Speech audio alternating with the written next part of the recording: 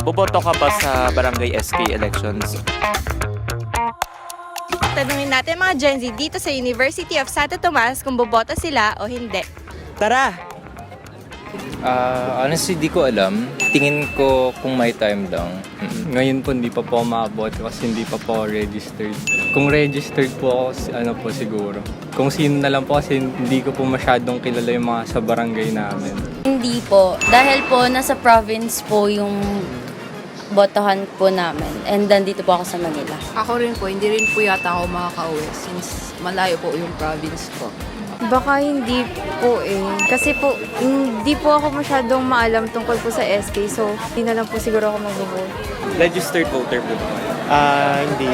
Kung registered po kayo, boboto po kaya kayo? Oh, my vote will still be worth it or parang it will matter sa future ng sistema natin.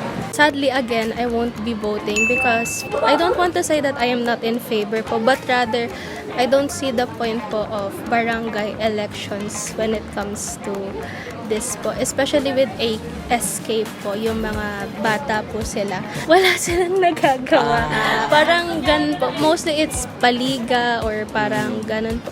Though may natutulong po naman sila, I think okay na po ako with the kagawads and the kapitan po of the barangay rather than the SK po. And there you have it mga ka-straightforward. Yan ang plano ng mga Tomasian sa darating na 2023 barangay and SK elections. Pero ano nga bang meron sa eleksyon na yan?